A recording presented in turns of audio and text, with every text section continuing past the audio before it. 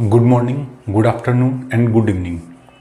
अभी तक वेक्टर की सीरीज़ में इंट्रोडक्शन और टाइप्स ऑफ वेक्टर के बारे में हम पढ़ चुके हैं। इससे लास्ट वीडियो में हमने एक एनालिटिकल मेथड में एक फॉर्मूला भी यहाँ पे पढ़ा था, r equal to √a² plus b² plus 2ab cos theta. ये फॉर्मूला हम पढ़ चुके हैं, ठीक है। r equal to √a² plus b² plus 2ab cos theta. तो आज यहाँ पे कुछ क्वेश्चन हम करेंगे, देखो कैसे। सबसे पहले इस फॉर्मूले के बेस पे कुछ सवाल हम करेंगे आज। जैसे क्वेश्चन नंबर 1 स्टार्ट करते हैं। क्वेश्चन नंबर 1 में मुझे क्या बोला है, if two force act A particle, two force act a particle each having magnitude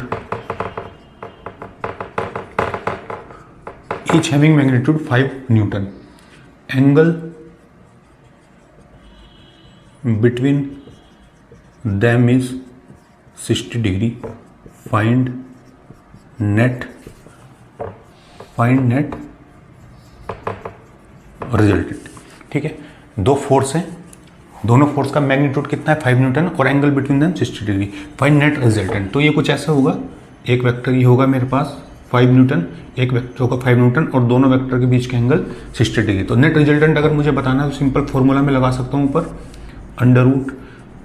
√a² plus b² plus, या फिर इसको ऐसे लिख लेते हैं f1² plus f2² plus 2f1 f2 cos theta. यानी r की वैल्यू यहाँ से निकालूंगा, कितनी आएगी √f1 कितना दिया है, ये हो जाएगा 25, ये हो जाएगा 25, ये हो जाएगा 2 × 5 × cos 60। तो r की वैल्यू यहाँ से कितनी आएगी, ये होगा ये आ जाएगा 50, ये आ जाएगा यहाँ से 50 और cos 60 की वैल्यू होगी मेरे पास 1/2। तो r की वैल्यू यहाँ से कितनी आएगी, r की वैल्यू आएगी 50 प्लस 25, ये हो जाएगा √75, या फिर r को मैं क्या लिख सकता हूँ, √75 को लिख सकते हैं 5√3 न्यूटन। ये क्या है मेरे पास, ये आया मेरे पास net resultant of two forces, ठीक है।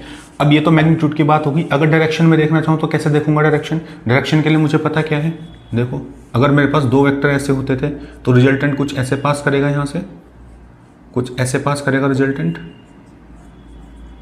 इस तरीके से। ये मेरे पास f1, ये मेरे पास है f2। नीचे वाले वेक्टर से एंगल कितना होता था अल्फा और ऊपर वाले से एंगल कितना होता था बीटा। तो अगर मैं अल्फा निकालना चाहूँ तो यहाँ से निकाल सकता हूँ। tan अल्फा इक्वल टू कितना होगा, ये होता था मेरे पास b sin theta upon a plus b cos theta, ये लिखते थे। तो tan अल्फा मुझे निकालना है, b मेरे पास क्या है यहाँ पे, ये है मेरे पास f1 की वैल्यू कितनी है 5, एंगल कितना है दो वेक्टर के बीच का 60, ये हो जाएगा 5 प्लस 5 cos 60। तो tan अल्फा की वैल्यू कितनी आएगी यहाँ से, sin 60 sin 60 √3/2 होता है, तो मैं इसको लिख सकता हूँ 5√3/2 ऊपर वाली वैल्यू को, और नीचे लिखूंगा 5 प्लस cos 60 होता है 1/2, ये हो जाएगा 5/2। यानी ये कितना आएगा यहाँ से, ये मेरे पास आएगा tan alpha equal to 5√3/2 into ये 2 ऊपर जाएगा और मल्टीप्लाई करेंगे, ये हो जाएगा 15। 2 से 2 कैंसिल, 5 3 कैंसिल, ये आएगा √3/3। या फिर इसको क्या लिख सकते हैं, tan अल्फा इक्वल टू √3/3 को 1/√3। भाई 3 को मैं ऐसे भी लिख सकता हूँ √3 × √3, ऐसे लिख सकते हैं √3 × √3। तो ये कितना हो जाएगा 1/√3। और अल्फा में 1/√3 किसकी वैल्यू होती है, ये होती है अल्फा इक्वल टू 30 डिग्री। तो जो नेट रिजल्टेंट मेरे पास होगा यहाँ से वो कितना होगा, इस अल्फा की वैल्यू यहाँ से कितनी होगी, ये होगी अल्फा इक्वल टू 30 डिग्री, ठीक है। तो उसको जल्दी से नोट करो। ये मेरे पास आ गया मैग्नीट्यूड और ये मेरे पास आ गई डायरेक्शन, ठीक है। इसको नोट करो, फिर नेक्स्ट क्वेश्चन की तरफ हम चलते हैं।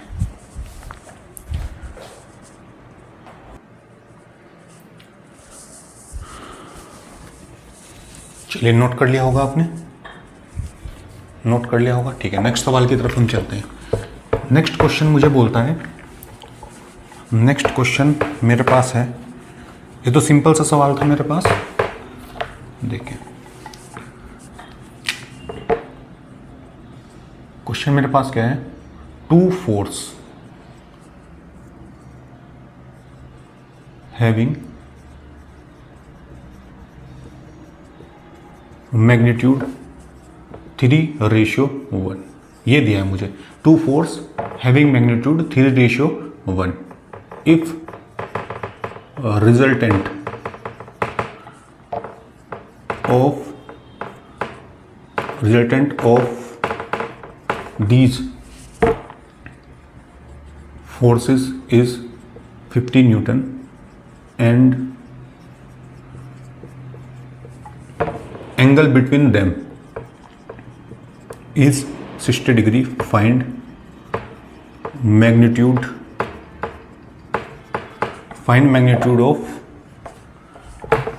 of each forces. इसको ट्राई करो आप एक बार, फिर मैं इसका सॉल्यूशन बताता हूँ। दो फोर्स मुझे दिए, मैग्नीट्यूड किस में दिया 3:1, रिजल्टेंट कितना दिया 50 न्यूटन और angle between them 60 degree. Find magnitude of each force. तो इसको ट्राई करो आप एक बार, फिर इसको सॉल्व करने की कोशिश करते हैं। ट्राई किया होगा सबने, चलिए देखते हैं। मुझे दिया है फोर्स का मैग्नीट्यूड 3:1, यानी F1 को मैं क्या मान सकता हूँ 3x और F2 को क्या मान सकता हूँ, सिंपल x मान सकता हूँ भाई। 3:1 में मुझे दिया है। अच्छा, रिजल्टेंट मुझे कितना दिया, यानी r की वैल्यू मुझे कितनी दी है, ये दिए मुझे 50 न्यूटन। थीटा की वैल्यू कितनी दी है, मुझे दी है 60 डिग्री। दो वेक्टर के बीच का एंगल दिया है। अच्छा, सिंपल फॉर्मूला अप्लाई कर देंगे, r = अंडर रूट क्या लिखेंगे, F1 square F2 square plus 2F1 F2 cos theta. ठीक है, तो r = क्या लिखूंगा, अंडर रूट। F1 की वैल्यू कितनी है 3x स्क्वायर, ये लिखूंगा, प्लस x स्क्वायर लिखूंगा, प्लस 2 × 3x × x, और cos यहाँ से कितना लिखूंगा, cos लिखूंगा 60। तो r की वैल्यू यहाँ से कितनी आएगी, ये आएगी अंडर रूट, ये हो जाएगा 9x स्क्वायर, ये हो जाएगा x स्क्वायर, प्लस ये कितना हो जाएगा यहाँ से, ये हो जाएगा 6x स्क्वायर, और cos 60 की वैल्यू कितनी होगी, cos 60 की वैल्यू होगी 1/2। तो r की वैल्यू कितनी आएगी यहाँ से, ये आएगा मेरे पास, ये तो 10x स्क्वायर हो जाएगा, और प्लस यहाँ से हो जाएगा 3x स्क्वायर। r की वैल्यू कितनी हो जाएगी, अंडर रूट, ये हो जाएगी 13x स्क्वायर, या फिर इसको क्या लिख सकता हूँ, और रूट 13 × x। अच्छा, r की वैल्यू मुझे कितनी दी है 50 न्यूटन, तो 50 = रूट 13 × x, यानी यहाँ से x मुझे कितना मिलेगा, मुझे मिलेगा 50/√3। तो ये मुझे x की वैल्यू मिल गई यहाँ से। अब मुझसे क्या पूछा है, मुझसे फोर्स पूछा है। तो F1 मेरे पास कितना है, F1 है मेरे पास 3x, तो F1 की वैल्यू कितनी हो जाएगी 3 × x की वैल्यू कितनी है यहाँ पे 50/√3, ये लिख सकते हैं। तो F1 कितना हो जाएगा, F1 लिखेंगे हम 150/√3 न्यूटन। ठीक है, एक फोर्स तो ये आ जाएगा मेरे पास। सेकंड फोर्स कैसे निकालेंगे, F2 मेरे पास x है सिंपल, तो F2 तो सिंपल ही हो जाएगा 50/√3 न्यूटन। तो इस तरह से भी सवाल आपसे पूछ सकता है। इस सवाल को नोट करो, फिर नेक्स्ट कॉन्सेप्ट की तरफ हम चलते हैं।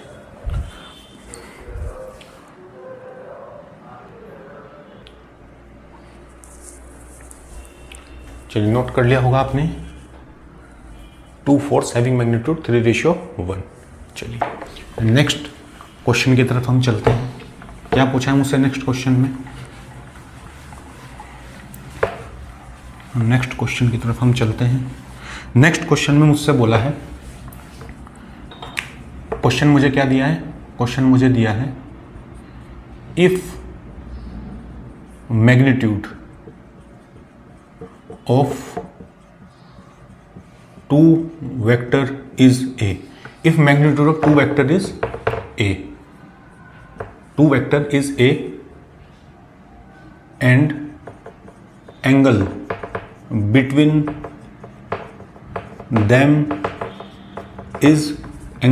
them is theta.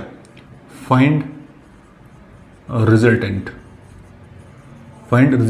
of these vectors.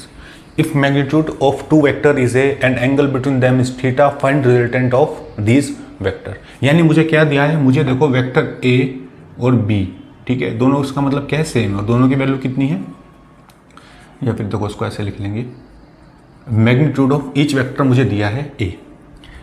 Formula क्या होता था रिजल्टेंट का, होता था मेरे पास under root a² plus b² plus 2ab cos θ। Theta. ये फॉर्मूला होता था मेरे पास a square plus B square plus 2ab cos theta. अच्छा, दोनों वेक्टर का क्या बोला, if magnitude of two vector is, दोनों का मैग्नीट्यूड सेम है, तो ये हो जाएगा ए स्क्वायर, यहाँ पे भी हो जाएगा ए स्क्वायर प्लस 2a इंटू ए, और कॉस मेरे पास हो जाएगा थीटा। ठीक है, आर की वैल्यू कितनी हो जाएगी यहाँ से, ये हो जाएगा मेरे पास 2a square plus a square 2a square plus यहाँ से 2a स्क्वायर, ये हो जाएगा मेरे पास कॉस थीटा। आर की वैल्यू यहाँ से कितनी हो जाएगी, ये हो जाएगा 2a square plus 2a square. देखो कॉस थीटा को क्या लिख सकते हैं, कॉस थीटा को क्या लिख सकते हैं, कॉस थीटा को लिख सकते हैं 2 cos square theta by 2 minus 1। ये टिग्नोमेट्री के अंदर मैंने आपको फॉर्मूला लिखाया था कि कॉस थीटा को लेकर के कि किस तरीके से उसको 3 फॉर्मूले मैंने वहाँ पे लिखाए थे। ठीक है, तो उसमें से एक फॉर्मूला मेरे पास है 2 cos square theta by 2 minus 1। ठीक है, ये हो जाएगा आर। इस 2a स्क्वायर को मैं यहाँ से अगर कॉमन ले लेता हूँ, 2a स्क्वायर को कॉमन ले लेता हूँ, तो अंदर क्या बचेगा 1 plus 2 cos square theta by 2 minus 1। इस 1 से ये 1 कैंसिल हो जाएगा, तो आर की वैल्यू यहाँ से कितनी आएगी, आर आएगा मेरे पास अंडर रूट 2a स्क्वायर। अच्छा, अंदर आएगा मेरे पास 2 कॉस स्क्वायर थीटा बाय 2, ये वैल्यू आएगी अंदर 2 कॉस स्क्वायर थीटा बाय 2। तो आर यहाँ से कितना हो जाएगा, आर मेरे पास आएगा 2a कॉस थीटा बाय 2, ये मेरे पास होगा आंसर। आंसर कहने का मतलब कि मुझसे रिजल्टेंट पूछा था कि अगर दोनों वेक्टर का मैग्नीट्यूड सेम रहे, तो ये मेरे पास आ जाएगा 2a कॉस थीटा बाय 2। अच्छा, अगर एंगल कैसे निकालेंगे, एंगल के लिए मुझे पता है कि tan अल्फा इक्वल टू कितना होता है, b sine theta upon a plus B cos theta. देखो ये जनरली फॉर्म कुछ ऐसे है, मैं बना देता हूँ वहाँ पे। अगर आप जनरल इसको देखोगे तो ये ऐसे है, यहाँ पे वेक्टर a है, यहाँ पे वेक्टर a है, रिजल्टेंट कुछ ऐसे जाएगा, ये अल्फा है और ये बीटा है। तो ये अल्फा और बीटा भी मुझे निकालने हैं, और रिजल्टेंट की वैल्यू तो मैं यहाँ से निकाल चुका हूँ। कितना मैग्नीट्यूड है, 2 मैग्नीट्यूड कितना है 2a कॉस थीटा बाय 2। तो यहाँ से अगर tan अल्फा में निकालता हूँ तो यहाँ से लिखूँगा a साइन थीटा, दोनों क्योंकि दोनों का मैग्नीट्यूड सेम है, ये हो जाएगा a कॉस थीटा, ये लिख सकते हैं। tan अल्फा इक्वल टू कितना होगा a।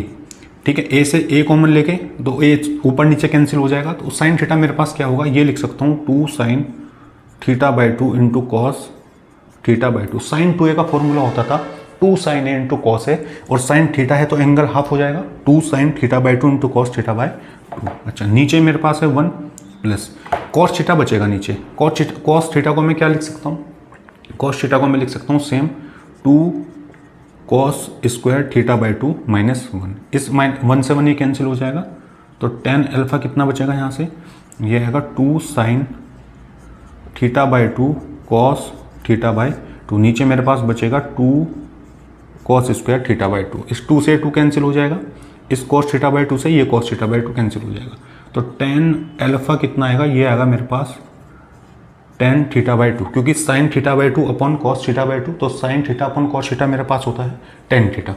यहाँ से अल्फा की वैल्यू कितनी आएगी, अल्फा की वैल्यू आएगी थीटा बाई 2। इसका मतलब ये हुआ कि ये जो एंगल होगा अल्फा, ये इस अगर दोनों वेक्टर के बीच के एंगल थीटा है तो ये अल्फा मेरे पास हाफ हो जाएगा। तो अगर अल्फा हाफ होगा मेरे पास, तो यानी अल्फा इक्वल टू बीटा।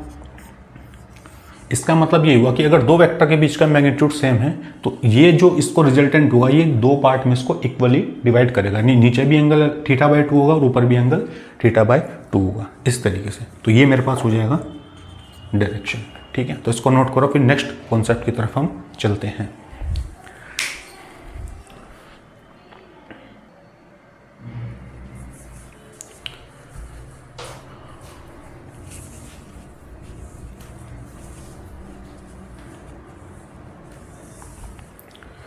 चलिए, आई होप ये नोट कर लिया होगा आपने। Magnitude of two vector is है, तो सिंपल सा न्यूमेरिकल है, रिजल्टेंट हमने निकाल लिया और अल्फा और बीटा यहाँ पे इक्वल हो जाएंगे। ठीक है जी, चलिए आगे बढ़ते हैं। ठीक है, 2 क्वेश्चन मैंने आपको कराए। अच्छा, इसके बाद देखें, एक नोट करके पॉइंट लिखें, नोट पॉइंट। इफ पॉइंट क्या है मेरे पास, नोट करके, if two vector incline such that, if two vector incline such that such that resultant are defined angle alpha with vector A and angle beta with vector B. Then if two vector incline such that resultant are defined angle alpha with vector A and angle beta with vector B, जो generally हम लेते भी हैं, है ना। तो अगर यहाँ पे magnitude of vector a greater than है magnitude of vector b, then if magnitude vector a greater than vector b, then ये मेरे पास जो एंगल होगा बीटा ये ग्रेटर देन होगा एज कंपेयर टू अल्फा। तो ये दो कंडीशन आपको याद रखनी है। If vector a magnitude greater than vector b, then beta greater than alpha. और ये अपोजिट भी हो सकता है, if beta magnitude greater than vector a, then alpha greater than beta, alpha greater than beta. तो सिंपल सा note है, इसको आप लिख लें। अगर दो वेक्टर इंक्लाइन होंगे और वेक्टर ए का मैग्नीट्यूड ज़्यादा होगा तो जो बी के साथ जो आपका एंगल होता है बीटा रिजल्टेंट के साथ, वो एंगल बड़ा होगा एज कंपेयर टू अल्फा। ठीक है, ये नोट कर लें। ठीक है, अच्छा एक नोट और मैं लिखा देता हूँ यहाँ पे। देखो, if resultant is perpendicular, if resultant is perpendicular to vector A, if resultant is perpendicular to vector A, then find out, then ऐसे लिख लो, then resultant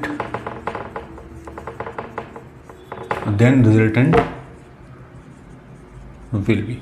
अगर रिजल्टेंट परपेंडिकुलर है वेक्टर ए के तो रिजल्टेंट विल बी, रिजल्टेंट जो होगा दो vector का वो कितना होगा। तो कहने का मतलब क्या बताना चाह रहे हैं, इस चेस को आप नोट करो, फिर इसको मैं ये लिख लो, आप नोट कर लो, फिर इसको मैं हटा करके दोबारा से आपको कराता हूँ। ठीक है, चलिए ये आपने लिख लिया होगा। ठीक है, देखो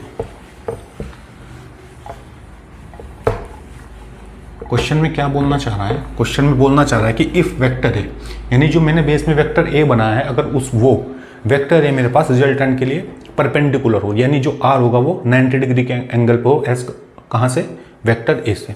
ठीक है, तो कुछ कंडीशन ऐसी बनेगी, ये मेरे पास है वेक्टर ए, ठीक है, रिजल्टेंट होगा कुछ यहाँ पे, इसको इधर बना लेते हैं, ये मेरे पास वेक्टर ए, ठीक है, और रिजल्टेंट मेरे पास कहाँ होगा, रिजल्टेंट मेरे पास है यहाँ पे, ये मेरे पास आर, और इन दोनों के बीच का एंगल कितना है, 90 डिग्री। तो वेक्टर रिजल्टेंट जो मेरे पास होता था वो वेक्टर ए और वेक्टर बी का रिजल्टेंट होता था, यानी उनके बीच में कहीं पे लाई करेगा। तो वेक्टर ए अगर इधर है और आर इधर है तो मैं मान लेता हूँ कि वेक्टर मेरे पास कितना होगा, बी, वेक्टर बी मेरे पास होगा इधर, और इस दो वेक्टर के बीच का एंगल मेरे पास होता है थीटा। ठीक है, तो ये कुछ ऐसी कंडीशन आपको दिखेगी। ठीक है, इस तरीके से दिखेगा, यानी यहाँ पे अगर वेक्टर ए से एंगल 90 है तो अल्फा की वैल्यू यहाँ से कितनी हो जाएगी, 90 डिग्री हो जाएगी, क्योंकि वेक्टर ए से रिजल्टेंट के बीच का एंगल हम 90 मानते थे। अच्छा, तो tan अल्फा मुझे पता है क्या होता है, tan अल्फा मेरे पास होता है b sin theta upon a plus B cos theta. ये फॉर्मूला मुझे पता है, tan alpha equal to b sin theta upon a plus B cos theta. Alpha मुझे कितना दिया, 90, तो यहाँ पे लिखूंगा tan 90 equal to b sin theta upon a plus B cos theta, ये लिख सकते हैं यहाँ से। अच्छा, tan 90 कितना होता है, tan 90 मेरे पास होता है नॉट डिफाइंड, या फिर उसको नॉट डिफाइंड को हम क्या लिख सकते हैं, 1/0 भी हम यहाँ पे लिख सकते हैं। तो b sin theta upon a plus B cos theta, भाई 1/0 को इनफाइनाइट लिख सकते हैं, कोई प्रॉब्लम नहीं है। इसको क्रॉस मल्टीप्लिकेशन करेंगे तो यहाँ से आएगा a plus B cos theta equal to 0। भाई इसको इधर लेके जाएंगे, 0 हो जाएगा, तो यहाँ से जो b कॉस थीटा कितना हो जाएगा, b कॉस थीटा हो जाएगा -a, और कॉस थीटा की वैल्यू यहाँ से कितनी आएगी, -a/b। ये वैल्यू निकल के आएगी कॉस थीटा की, -a/b। ठीक है जी। अब रिजल्टेंट अगर मुझे निकालना है, ये बेसिक फॉर्मूला मुझे पता है। अच्छा, रिजल्टेंट अगर मुझे निकालना है तो मुझे पता है आर का फॉर्मूला क्या होता है, under root a square plus B square plus 2ab cos theta, ये होता है। तो रिजल्टेंट अगर मैं निकालूंगा तो अंडर रूट, अच्छा ए मैं लिखूंगा यहाँ से a square plus B square plus 2ab। Cos theta की वैल्यू कितनी निकाली मैंने यहाँ से, ये निकाली -a/b, ये निकाला। तो r की वैल्यू कितनी हो जाएगी यहाँ से, ये हो जाएगा under root a square plus B square plus, अच्छा इस b से ये b कैंसिल, ये आएगा -2a स्क्वायर, ये आएगा यहाँ पे। अच्छा r की वैल्यू कितनी हो जाएगी यहाँ से, ये हो जाएगा मेरे पास a square plus B square minus 2a square, ये लिख सकते हैं। ओके, और यहाँ से जो r की वैल्यू मुझे मिलेगी कितनी मिलेगी, ये मिलेगा मुझे b square minus a square, ये आएगा मेरे पास नेट रिजल्टेंट। ठीक है, अच्छा यहाँ से आप देख सकते हो कि अगर वेक्टर b का मैग्नीट्यूड वेक्टर a के इक्वल हो जाए, if vector b magnitude of vector a, उस केस में क्या होगा, उस केस में r की वैल्यू कितनी आएगी, ये आएगा b square minus b square या फिर a square minus a square. तो r की वैल्यू यहाँ से कितनी आ जाएगी, ये आएगा रिजल्टेंट मेरे पास 0। तो आप लिख सकते हो रिजल्टेंट कब 0 होगा, अगर दो वेक्टर का मैग्नीट्यूड इक्वल है और वेक्टर ए का एंगल 90 डिग्री है विद रिस्पेक्ट टू रिजल्टेंट। ठीक है, अच्छा यहाँ से अगर करेंगे तो कितना आएगा, यहाँ से करेंगे कॉस थीटा मेरे पास कितना आएगा, ये आएगा -a/a, ये आएगा -1, और कॉस थीटा में -1 किसकी वैल्यू होती थी 180, और एंगल कितना होगा इनके बीच का, ये भी नोट करके आप देख सकते हैं, r = 0 और थीटा = 180। ठीक है, तो अगर दो 90 डिग्री पे तो रिजल्टेंट के बीच का एंगल 180 और रिजल्टेंट यहाँ पे 0, और ये भी आप नोट करके पॉइंट लिख सकते हैं। ठीक है, तो इसको नोट करो, फिर नेक्स्ट कॉन्सेप्ट की तरफ हम चलते हैं।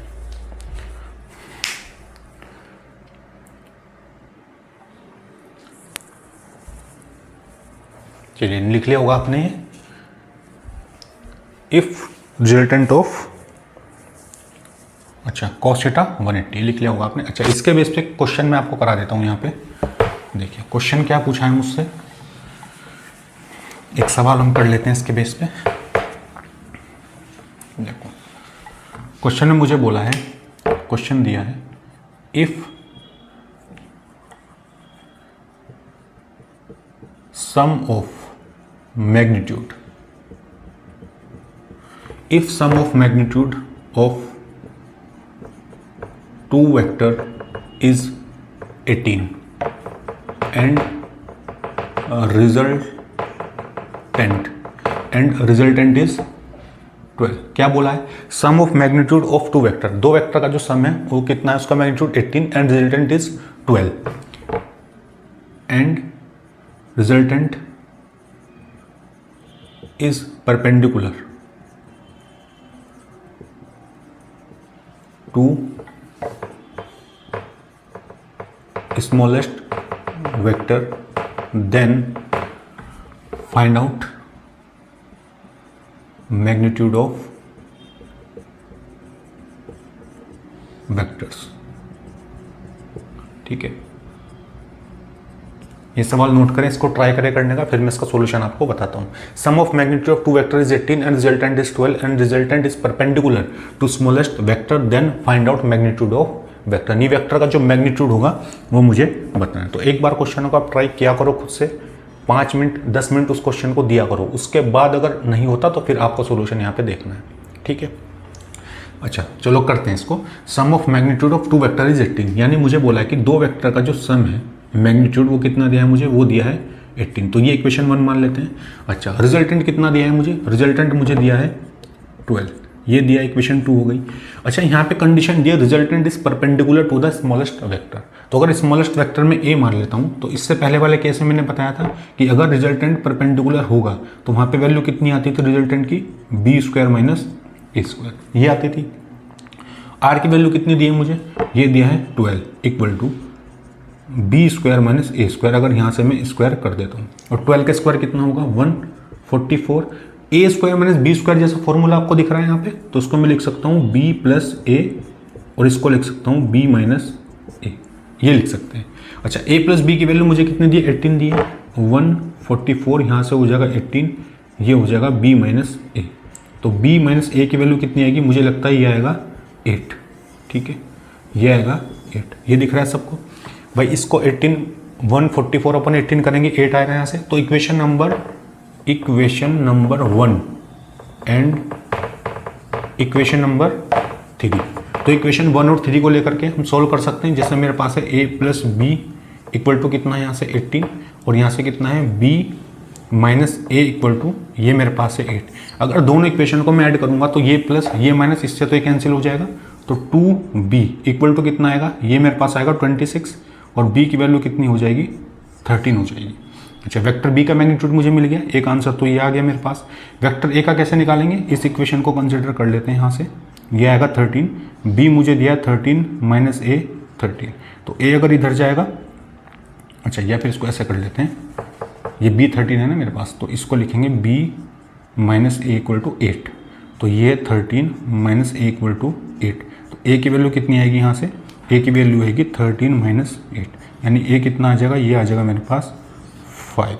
ठीक है, ये मेरे पास आ जाएगा 5। आंसर चेक भी कर सकते हो आप, b मेरे पास 13 है, a मेरे पास 5 है, तो दोनों का समीशन कितना आना चाहिए 18 आना चाहिए। तो 13 + 5 कितना होता है 18 होता है। तो इस तरीके से भी इस क्वेश्चन को हम सॉल्व कर सकते हैं। तो इसको आप नोट करो, फिर नेक्स्ट कॉन्सेप्ट की तरफ हम चलते हैं।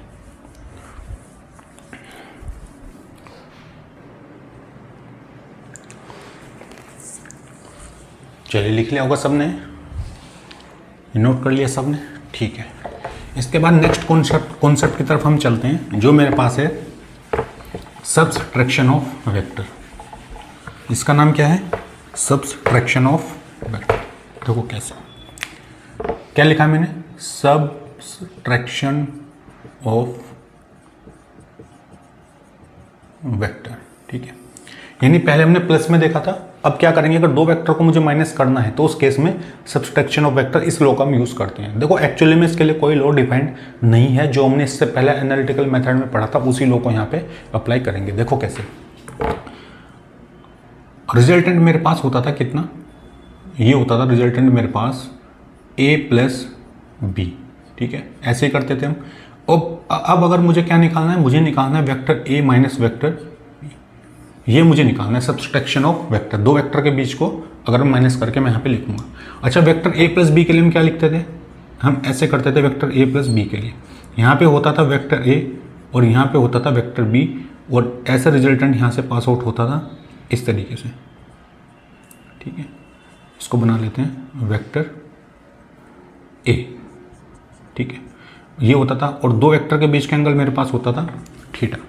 अब अगर मुझे वेक्टर a - b मुझे निकालना है, तो अच्छा, तो मैं क्या कर सकता हूँ, यहाँ पे ये मेरे पास होता है वेक्टर a + वेक्टर b। तो मैं क्या करूँगा, क्या इस r वेक्टर को मैं ऐसे लिख सकता हूँ, वेक्टर a + वेक्टर b, इस तरीके से लिख सकते हैं। r vector equal to vector a plus और ब्रैकेट में माइनस वेक्टर b, यानी इस b वेक्टर को अगर मैं चेंज कर देता हूँ तो वेक्टर r में आराम से रिजल्टेंट फाइंड आउट कर सकता हूँ। तो मैं क्या करूँगा, यहाँ से देखो, मैं यहाँ से लिखूँगा इस वेक्टर a, देखो ये वेक्टर b था मेरे पास ऊपर की तरफ, और ये था मेरे पास वेक्टर a। ठीक है, और यहाँ पे था वेक्टर b, और रिजल्टेंट कुछ इस तरीके से पास किया था, इस तरीके से रिजल्टेंट निकला था यहाँ से ऊपर की तरफ। अब मैं क्या करूँगा, इस वेक्टर b को मैं चेंज कर देता हूँ। चेंज करूँगा तो कुछ ऐसे जाएगा, ये वेक्टर इधर की तरफ जाएगा। ये तो वेक्टर a है मेरे पास, इसको इधर बना लेते हैं, और ये वेक्टर b नीचे चला गया। अब इसका रिजल्टेंट कुछ इस तरह पास करेगा। ठीक है, अच्छा, कुछ इस तरीके से पास करेगा रिजल्टेंट इसका, वेक्टर a और वेक्टर b का। ठीक है, कुछ इस तरीके से पास करेगा। ठीक है, और ये जो अच्छा, ये एंगल मेरे पास कितना है थीटा, और ये पूरा है कितना 180, तो ये एंगल कितना बचेगा मेरे पास, ये बचेगा 180 - थीटा, और ये होगा मेरे पास रिजल्टेंट। ये बीच वाली जो लाइन होगी ये किसको डिफाइन करेगी, रिजल्टेंट को डिफाइन करेगी। अच्छा, तो यहाँ पे थीटा मेरे पास कितना हो गया, अगर थीटा डैश की मैं बात करूँ तो 180 - थीटा। देखो इस कॉन्सेप्ट में कुछ नहीं है, बस हमने जो ये a + b के लिए निकाला था, तो छोटा सा डायग्राम मैंने बनाने की कोशिश की यहाँ पे। तो 180 - थीटा यहाँ पे हो जाएगा। ठीक है, और 180 - थीटा होगा। अच्छा, तो इसको हम डिफाइन कर सकते हैं, जैसे r मेरे पास क्या होता था, r मेरे पास होता a² + b² + 2ab cos theta. तो cos थीटा की जगह क्या लिखूंगा, 180 - थीटा। तो r की वैल्यू यहाँ से कितनी हो जाएगी, ये हो जाएगा a² + b² - 2ab cos theta, क्योंकि cos 180 - थीटा कितना होता है, cos 180 - थीटा होगा माइनस cos थीटा, क्योंकि मैंने बताया था 180 और 360 वाली वैल्यू चेंज नहीं होती है, हमेशा चेंज क्या होगा 90 और 270, ठीक है। ओके, इसके बाद मेरे पास अगर मैं अल्फा की बात करूं, tan अल्फा कैसे निकालेंगे, ये होता था b sin theta upon a plus B cos theta, ये पढ़ते थे हम। तो tan अल्फा कितना होगा b sin थीटा, यानी sin थीटा कितना होगा 180 minus theta upon a plus b, ये हो जाएगा कॉस 180 माइनस थीटा। तो tan अल्फा की वैल्यू कितनी आएगी b साइन 180 माइनस थीटा, यानी सेकंड क्वाड्रेंट की बात होगी, सेकंड क्वाड्रेंट में साइन पॉजिटिव होता है, तो ये हो जाएगा b sine theta upon a plus B cos 180 minus theta. Cos 180 minus theta का होता है मेरे पास माइनस कॉस थीटा, क्योंकि वहाँ पे साइन पॉजिटिव रहता है, तो यहाँ पे लिखूंगा माइनस कॉस थीटा। तो ओवरऑल जो tan अल्फा का फॉर्मूला बनेगा vector a minus vector b के लिए, वो आएगा b sine theta upon a minus b cos theta, ठीक है। तो ये एक फॉर्मूला, इसको स्टार मार्क करके आप लिख लें, और एक फॉर्मूला मेरे पास है, इसको स्टार मार्क करके आप लिख सकते हैं। तो ये छोटा सा कॉन्सेप्ट था मेरे पास सब्सट्रैक्शन ऑफ वेक्टर, जिसमें कुछ नहीं किया हमने, सिर्फ वेक्टर बी को चेंज किया है, दोनों का रिजल्टेंट कहीं यहाँ से पास करेगा, जो वेक्टर 180 माइनस थीटा हो जाएगा ये दो वेक्टर के बीच का एंगल। तो इस थीटा डैश को बस हम यहाँ पे रख के अलग अलग फॉर्मूले निकाल लेंगे। a प्लस बी में यहाँ पे प्लस आता था, यहाँ पे आएगा माइनस, और tan अल्फा में यहाँ पे आता था प्लस, और सब्सट्रैक्शन में यहाँ पे आ जाएगा माइनस, ठीक है। तो छोटा सा कॉन्सेप्ट था, इसको आप नोट करके लिख लो, फिर नेक्स्ट कॉन्सेप्ट की तरफ हम चलते हैं।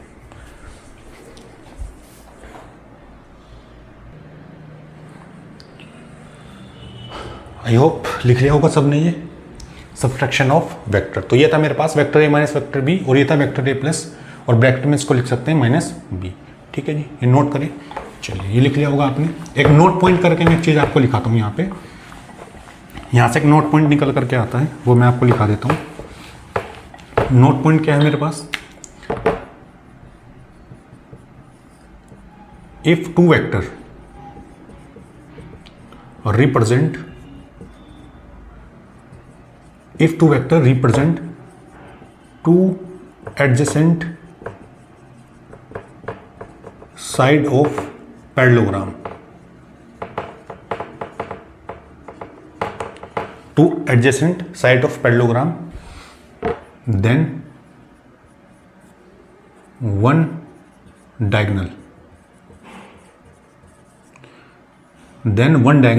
represent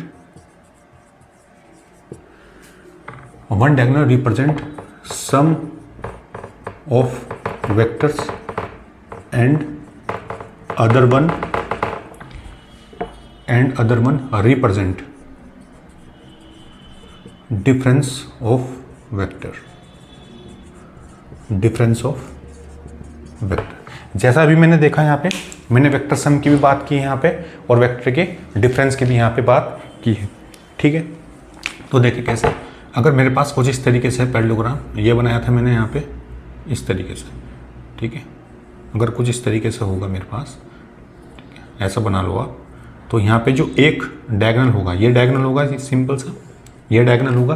तो अगर इस डायगोनल की मैं बात करूँ, इस डायगोनल की, ये वेक्टर रिप्रेजेंट करेगा क्या, vector a minus vector b, ठीक है। और ये वेक्टर क्या रिप्रेजेंट करेगा, vector r equal to vector a plus vector b, ये रिप्रेजेंट करेगा, ठीक है। तो ये आप लिख सकते हैं यहाँ पे, ठीक है। तो उसको आप नोट करो। फिर सर्कुलर मोशन का जो बेसिक कॉन्सेप्ट होता है कि कैसे वहाँ पे एनालिटिकल मेथड को अप्लाई करेंगे, वो हम पढ़ते हैं, ठीक है। ठीक है, इसको नोट करो आप, फिर सर्कुलर मोशन के कॉन्सेप्ट की तरफ हम चलते हैं।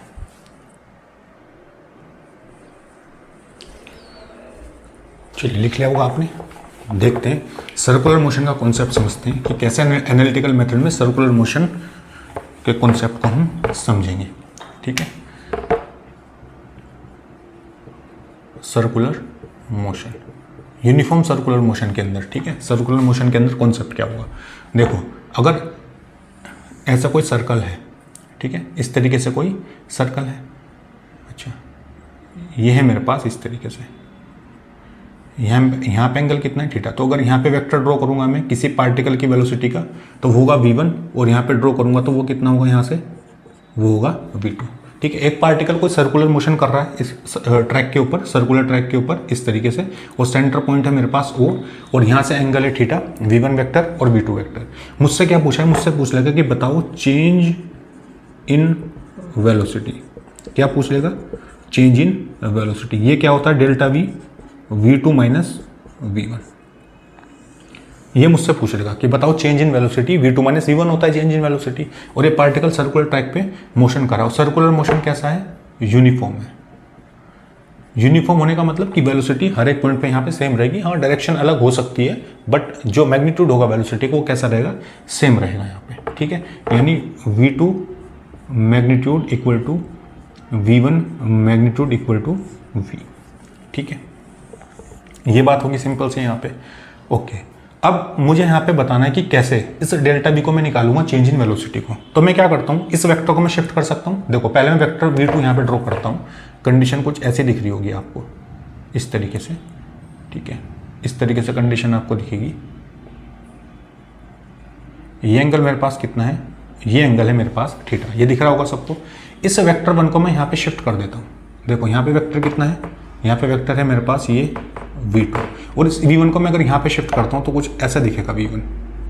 ये हो जाएगा मेरे पास वेक्टर V1, और इस लाइन को पीछे में ड्रॉ कर देता हूँ सिंपल। इतनी बात समझ आ रही है सबको। ये एंगल मेरे पास है 90, ये एंगल कितना होगा 90। ट्रायंगल के तीनों एंगल का जो सम होता है वो होता है 180। तो अगर ये थीटा, ये 90, तो ये एंगल कितना बचेगा मेरे पास, ये आएगा मेरे पास 90 माइनस थीटा। कितना आएगा ये एंगल, 90 माइनस थीटा। अगर ये 90 माइनस थीटा है, अच्छा, अगर किसी भी पॉइंट पे मैं टेंजेंट ड्रॉ करता हूँ, किसी सर्कुलर पार्ट पे अगर कहीं पे टेंजेंट ड्रॉ करता हूँ, तो ये जो लाइन होगी जो सेंटर से पास करेगी, उन दोनों के बीच का एंगल कितना होता है, 90 डिग्री होता है हमेशा। ठीक है, जैसे यहाँ पे भी 90 होगा और यहाँ पे भी 90। तो इस लाइन का इसके साथ एंगल 90 है, यानी ये तो मेरे पास कितना होगा, 90 होगा। और ये एंगल कितना बचेगा मेरे पास, फिर ये एंगल बचेगा मेरे पास सिंपल थीटा। कितना बचेगा एंगल, सिंपल थीटा बचेगा। अच्छा, बिल्कुल सही बात है। अब मैं क्या करता हूँ, ये एंगल मेरे पास आ गया थीटा, ये 90। ओके, तो मैं क्या करता हूँ, मुझे निकालना है चेंज इन वेलोसिटी, तो इस V1 वेक्टर को मैं इधर शिफ्ट कर सकता हूँ भाई। इस अगर मुझे सबसेक्शन लॉ में हम क्या करते थे, अगर वेक्टर लॉ मुझे लगाना होता था तो इस V2 वेक्टर को प्लस माइनस V1 इस फॉर्म में भी लिख सकते हैं, V2 प्लस माइनस V1। तो V1 को अगर मैं इधर पलट देता हूँ तो मैं आराम से इसको फाइंड आउट कर लूँगा। देखो कैसे, इस V1 को अगर मैं इधर चेंज करता हूँ और V2 मेरे पास सिंपल इस तरीके से, तो ये क्या बनेगी कंडीशन, तो ये आएगा V1 मेरे पास इधर, ये हो जाएगा मेरे पास वेक्टर V1, और वेक्टर V2 मेरे पास है इधर। ठीक है, ये वेक्टर V2 मेरे पास है इधर। ओके, ये कुछ ऐसे बनेगा, ऐसे, और रिजल्टेंट कुछ ऐसे होगा। ठीक है, ये वेक्टर V1 है। अच्छा, V2, और ये एंगल मेरे पास कितना है, ये 90 होगा, और ये एंगल मेरे पास कितना है, ये भी 90 है। तो 90 प्लस 90, तो ये दो वेक्टर के बीच का एंगल कितना हो जाएगा, यहाँ से दो वेक्टर के बीच का एंगल कितना होगा, ये होगा 180 माइनस थीटा। ये आप देख सकते हैं, अगर रिजल्टेंट कहीं यहाँ पे जाएगा तो ये वेक्टर है मेरे पास है V2 उधर, इस V1 को उधर शिफ्ट करूंगा तो कुछ ऐसी कंडीशन बनेगी, और ये एंगल मेरे पास कितना हो जाएगा, 180 माइनस थीटा, दो वेक्टर के बीच का एंगल। ठीक है जी, सही कर रहे हैं, ये 90 180 माइनस थीटा, बिल्कुल सही कर रहे हैं। अच्छा, अब मेरे पास रिजल्टेंट का फॉर्मूला होता था R equal to under root A square plus B square plus 2AB cos theta, ये लिखते थे। R इक्वल टू क्या लिखूंगा, ये लिखूंगा V1 square plus V2 square plus 2V1 V2 cos 180 minus theta. R की वैल्यू कितनी आएगी यहाँ से, R मेरे पास कितना आएगा, अच्छा, ये V1 plus V2 square plus 2V1 V2 cos 180 minus theta होगा, ये होगा मेरे पास V स्क्वायर, ये भी होगा V स्क्वायर, क्यों, क्योंकि दोनों का मैग्नीट्यूड मैंने V माना है। ये होगा 2V स्क्वायर, और कॉस 180 माइनस थीटा होगा माइनस कॉस थीटा, ये आएगी वैल्यू। तो R यहाँ से कितना आएगा, ये मेरे पास हो जाएगा 2V स्क्वायर, तो यहाँ से कॉमन ले सकते हैं, ये बचेगा 1 माइनस कॉस थीटा, ये आएगी वैल्यू मेरे पास। ठीक है, तो R इक्वल टू क्या लिख सकता हूँ, under root 2V square 1 minus, देखो कॉस थीटा के लिए 3 फॉर्मूले मैंने लिखा था, जिसमें से एक फॉर्मूला मेरे पास था 1 minus 2 sine square theta by 2। तो यहाँ से अगर लिखूंगा 1 minus 2 sine square theta by 2, ये लिख सकते हैं यहाँ से। ठीक है, इसको अंदर मल्टीप्लाई करेंगे तो ये कितना होगा, यहाँ से ये आएगा अंडर रूट 2v², अच्छा 1 - 1 + 2 sin² θ/2, ये टर्म मेरे पास आएंगी। इस 1 से ये 1 कैंसिल हो जाएगा, ठीक है। तो इसको आप नोट कर लें इधर, फिर मैं इसको हटा देता हूँ इधर से। अच्छा ये लिख लिया होगा आपने। अच्छा मैं इधर कर देता हूँ, देखो इधर कर देता हूँ, ये कर देते हैं इधर, इसके बाद यहाँ पे, ठीक है। तो ये कितना बचेगा, ये आएगा मेरे पास r = ये आएगा मेरे पास √2v² × 2 sin² θ/2, कितना आएगा ये 2v² और 2 sin, यानी 4v² sin² θ/2, यानी इसको लिख सकता हूँ मैं 2v sin θ/2।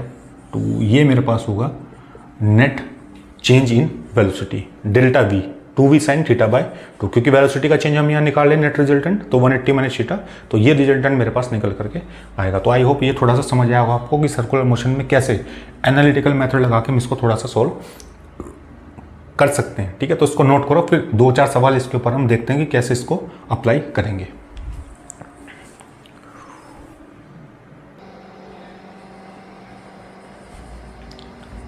चलिए लिख लिया होगा आपने सर्कुलर मोशन का कॉन्सेप्ट, ये है 2v sin θ/2। जनरली इसमें आपको याद नहीं रखना है, याद क्या रखना है, इस बेसिक फॉर्मूले को याद रखना है कि अगर वेलोसिटी यहाँ पे सेम होगी, एंगल दो वेक्टर का 180 - θ, और यहाँ भी वैल्यू डायरेक्टली पुट करके आप आंसर निकाल सकते हो, ठीक है।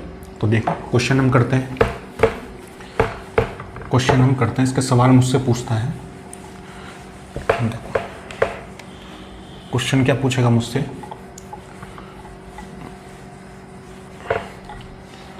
क्वेश्चन मेरे पास है ए पार्टिकल मूविंग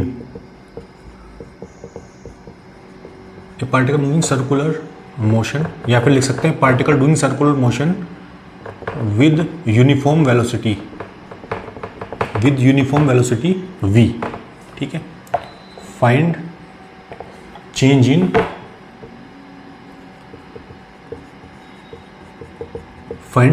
इन वेलोसिटी। किस केस में, अगर पहले मेरे पास जो पार्टिकल है वो हाफ सर्कल मूव करता है, और सेकंड केस में 1/4। तो particle moving circular motion with velocity v, find change in velocity. अगर पार्टिकल हाफ सर्कल करता है और एक 1/4 सर्कल मूव करता है, ठीक है। तो कैसे करेंगे इसको, देखो कंडीशन कुछ ऐसी बनेगी मेरे पास इस तरीके से। अगर ए ऑप्शन की बात करते हैं तो कंडीशन कुछ ऐसी बनेगी, और अगर पार्टिकल v1 वेलोसिटी से मूव करेगा, हाफ सर्कल का मतलब कि इस तरीके से, यानी कहीं यहाँ पे आएगा मेरे पास v2, ठीक है, ये होगा। तो चेंज इन वेलोसिटी अगर मुझे बताना है तो डेल्टा v, एंगल कितना है यहाँ पे 180 है, तो लिख सकता हूँ 2v sin θ/2, यही हमने फाइंड आउट किया है। 2v, दोनों केस में वेलोसिटी सेम रहेगी, यूनिफॉर्म मोशन है यहाँ पे, तो sin 180/2, तो डेल्टा v कितना होगा, ये होगा 2v। sin 90 की वैल्यू कितनी होती है, 1 होती है मेरे पास, इंटू मल्टीप्लाई 1 कर दूंगा यहाँ से, तो डेल्टा v कितना आ जाएगा 2 × v आ जाएगा मेरे पास, ये लिख सकते हैं, ठीक है। और कैसे निकाल सकते थे हम, भाई मुझे पता है चेंज इन वेलोसिटी मुझे निकालना है, तो चेंज इन वेलोसिटी के लिए फॉर्मूला लगा सकता हूँ v² + v² - 2v × v और cos 180। तो इस फॉर्मूले का भी यूज़ कर सकते हैं, v² + v² - 2v × v cos 180, क्योंकि चेंज इन वेलोसिटी मुझे निकालना है। क्या निकालना है, चेंज इन वेलोसिटी मुझे निकालना है यहाँ पे, ठीक है। तो इसका फॉर्मूले का यूज़ करेंगे, तब भी डेल्टा v की वैल्यू कितनी आएगी, तब भी ये मेरे पास आएगी 2 × v, ठीक है। 1/4 वाले केस का मतलब कि कंडीशन कुछ कैसी बनेगी, 1/4 का मतलब कि अगर पार्टिकल ऐसे मूव करेगा तो सेकंड केस में यहाँ पे गया होगा, और एंगल यहाँ पे कितना है 90।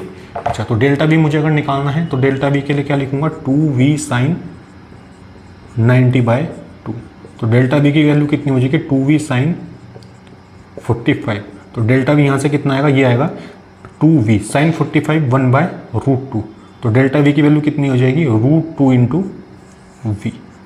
भाई 2 को √2 × √2 लिख सकता हूँ, एक से √2 से कैंसिल हो जाएगा, तो मेरे पास बचेगा √2 × v। तो इस तरीके से भी आप निकाल सकते हो, और सेम कहानी इस फॉर्मूले में रख के भी आप वैल्यू को फाइंड आउट कर सकते हो, ठीक है। तो इसको नोट करो, फिर एक क्वेश्चन में और बता देता हूँ कि कैसे आपसे और सवाल यहाँ पे पूछ सकता है, ठीक है। चलिए नोट कर लिया होगा आपने, तो अब आपसे और क्या पूछ लेगा इसमें, और आपसे इस तरीके से भी पूछ सकता है, और कैसे पूछ लेगा आपसे, change in velocity if particle doing 3/2 revolution, और सेकंड केस में इफ पार्टिकल डूइंग 5/12 रेवोल्यूशन। ये दो केस मेरे पास होते हैं कि अगर 3/2 रेवोल्यूशन करेगा या फिर 5/12। तो 3/12 का मतलब 1 रेवोल्यूशन इक्वल टू कितना डिग्री, ये हो जाएगा 360 डिग्री। 3/12 रेवोल्यूशन का मतलब ये हो जाएगा 360 इंटू 3/2, ये हो जाएगा 180। ये वैल्यू कितनी आएगी 440 डिग्री, कितनी आएगी 540 डिग्री। देखो 2 से कितना 180 इंटू 3।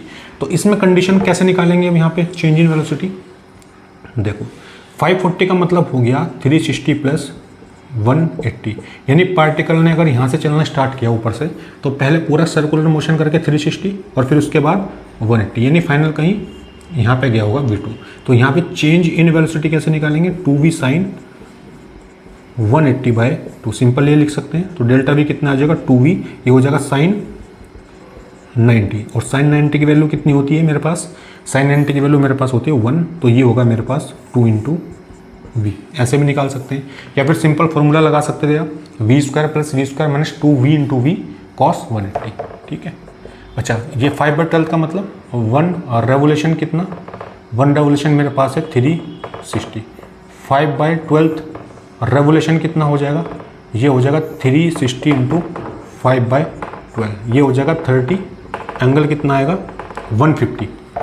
ठीक है, कितना एंगल आया यहाँ पे 150 एंगल कि किस में 5/12 रेवोल्यूशन में। तो डेल्टा v इक्वल टू क्या लिखूंगा 2v साइन 150/2। तो डेल्टा v कैसे निकालेंगे 2v साइन, ये हो जाएगा 75। साइन 75 की वैल्यू कैसे निकालेंगे, मैंने बताया था आपको delta v equal to 2v sine, क्या लिखेंगे इसको 45 प्लस 30, और साइन a प्लस b का फॉर्मूला यहाँ पे लगा सकते हैं। तो delta v equal to 2v sine 45 cos b minus cos 45 और साइन 30, यह आएगा मेरे पास यहाँ पे साइन 45, यह आएगा कॉस 30 प्लस कॉस 45 साइन 30। इसको सोल्व करके भी यहाँ से डेल्टा v निकाल सकते हैं। ये कितना होगा 1/√2 कॉस 30 होगा √3/2, कॉस 45 1/√2 इंटू साइन 30 1/2। तो डेल्टा v कितना हो जाएगा यहाँ से, ये होगा 2v ब्रैकेट √3 प्लस 1/2√2। तो 2 से 2 कैंसिल हो जाएगा। तो डेल्टा v की वैल्यू मुझे कितनी मिलेगी, यहाँ पे मैं लिख देता हूँ, डेल्टा v की वैल्यू मुझे कितनी मिलेगी, ये मुझे मिलेगी 1 प्लस √3/√2 इंटू वी, ये आएगा 1 प्लस √3/√2 इंटू वी। तो ये सबसे कॉम्प्लेक्स है जो मैंने आपको पूछा यहाँ पे 5/12। इससे ज़्यादा कॉम्प्लेक्स आपको सर्कुलर मोशन के केस में नहीं पूछेगा। ठीक है, तो ये छोटा सा कॉन्सेप्ट था, इसको आप नोट करो, फिर इसके बाद नेक्स्ट कॉन्सेप्ट की तरफ हम चलते हैं।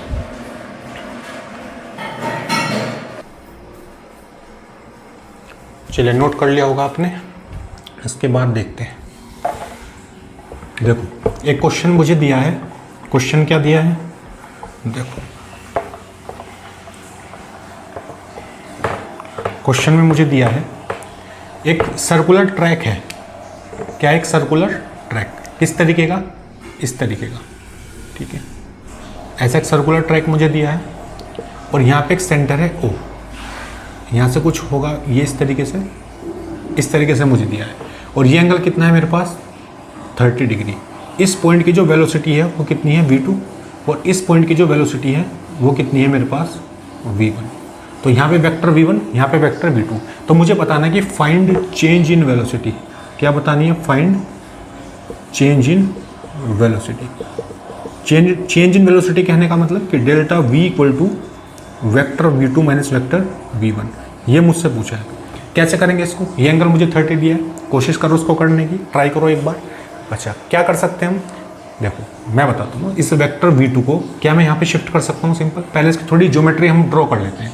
ज्योमेट्री कैसे ड्रॉ करेंगे, देखो अगर ये मेरे पास है कुछ इस तरीके से, ये मुझे दिया है यहाँ पे, और ऊपर है मेरे पास वेक्टर ओ। ठीक है, ये मुझे ऐसे दिया है यहाँ पे, और ये मुझे दिया है कुछ इस तरीके से। ठीक है, ये एंगल मेरे पास है 30 डिग्री। अगर इस पॉइंट पे, अगर इसको थोड़ा सा मैं नीचे मान लेता हूँ इस तरीके से, यहाँ पे है अगर, तो अगर मैं यहाँ पे लाइन ड्रॉ करता हूँ सिंपल ऐसे, तो ये एंगल मेरे पास होगा 90, और ये मेरे पास होगा 60। ये दिख रहा होगा सबको। 30 परपेंडिकुलर लाइन ड्रॉ करता हूँ, 90 और ये 60। तो ये अगर इस वेक्टर को मैं इधर शिफ्ट करता हूँ तो ये तो मेरे पास कितना हो जाएगा वेक्टर, ये हो जाएगा वेक्टर V2 और वेक्टर V1 तो मेरे पास नीचे है। तो ये पूरा 90 होगा क्योंकि टेंजेंट जो ड्रॉ करते हैं किसी सर्कुलर के ऊपर वो 90 होता है, सेंटर से जो लाइन पास होती है। तो ये अगर पूरा 90 है 60, तो ये कितना बचेगा, ये बचेगा 30। यानी वेक्टर V1 और V2 के बीच का एंगल कितना मुझे मिला, 30 मिला। लेकिन निकालना मुझे क्या है, V2 माइनस V1। यानी इसको मैं क्या लिख सकता हूँ, डेल्टा V को मैं लिख सकता हूँ V2 प्लस माइनस V1, ये लिख सकते हैं V2 प्लस माइनस V1। यानी रिजल्टेंट कुछ ऐसे होगा, अगर ये वेक्टर है मेरे पास V2 और ये ऊपर इसको लेकर के जाएंगे वेक्टर V1 को, तो रिजल्टेंट कुछ इस तरीके से आएगा यहाँ पे, ठीक है, ऐसा कुछ बनेगा यहाँ पे वेक्टर R, ठीक है, ये वेक्टर V2 और ये वेक्टर R। तो यहाँ पे अगर मैं लिखना चाहूँ डेल्टा V के लिए फॉर्मूला चेंज इन वेलोसिटी के लिए क्या लिखता था, लिखूंगा V1 square V2 square minus 2V1 V2 cos theta, ये लिखेंगे। डेल्टा V इक्वल टू, ये तो मेरे पास है V स्क्वायर और V square 2V square cos 30, ये दो वेक्टर के बीच का एंगल। तो डेल्टा V की वैल्यू कितनी आएगी यहाँ से, ये आएगी 2V स्क्वायर, कॉमन लूँगा यहाँ से, 1 माइनस कॉस 30, ये होगा।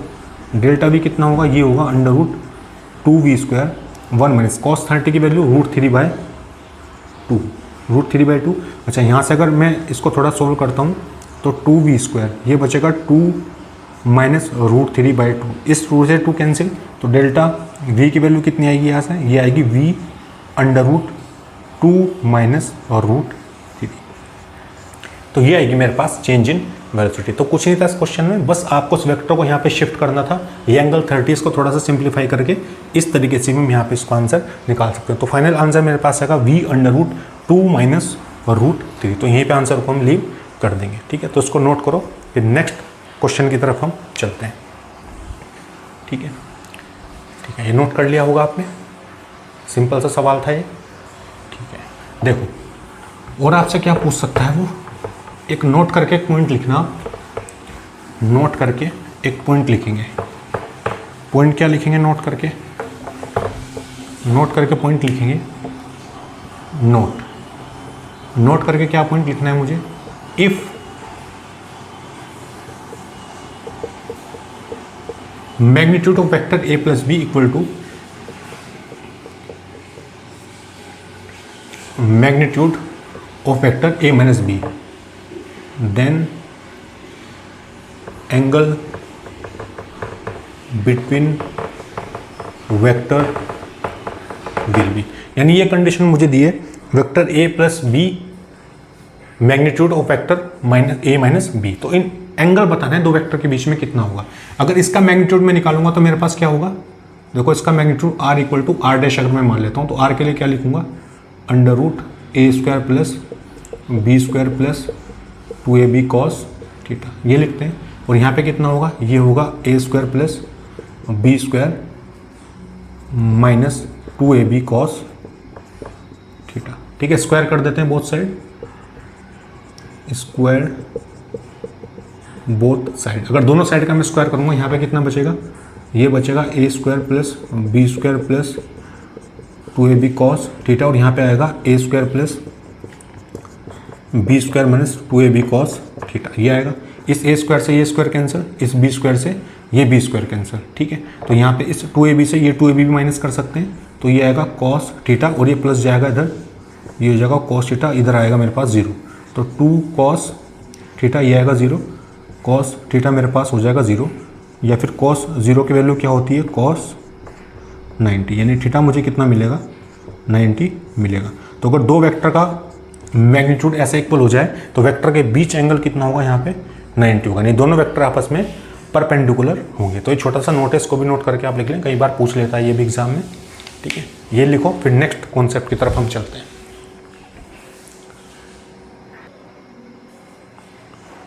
ये लिख लिया होगा सबने, चलिए नेक्स्ट नोट पॉइंट की तरफ हम चलते हैं। नेक्स्ट नोट पॉइंट क्या है मेरे पास, नेक्स्ट नोट पॉइंट है मेरे पास note b, vector addition obey commutative law. Cumulative law को ये वेक्टर एडिशन फॉलो करता है। कहने का मतलब कि vector A plus vector B equal to vector B plus vector A, ये बात बिल्कुल ट्रू है। ये होता है कैसे, अगर ये वेक्टर ए मैं मान लेता हूँ और ये वेक्टर बी मान लेते हैं, तो इसका मतलब क्या करेंगे, पहले वेक्टर ए लिखेंगे यहाँ पे, ये लिख दिया वेक्टर ए, उसके बाद वेक्टर बी, ये होगा वेक्टर बी यहाँ पे, और इनका रिजल्टेंट कुछ ऐसे होगा जिसको बोलूँगा वेक्टर आर, यानी vector R A plus B. तो ये भी मेरे पास कितना आएगा, ए प्लस बी आएगा। या फिर और कैसे लिख सकते हैं, अगर देखो बी प्लस ए अगर मैं करता हूँ, ये मेरे पास क्या है, ए प्लस बी। बी प्लस ए कैसे करेंगे, पहले बनाएंगे वेक्टर बी, ये बनाया वेक्टर बी, फिर उसके बाद वेक्टर ए, और रिजल्टेंट कुछ कैसे जाएगा, ऐसे जाएगा रिजल्टेंट, जिसकी वैल्यू कितनी होगी, vector B plus vector A.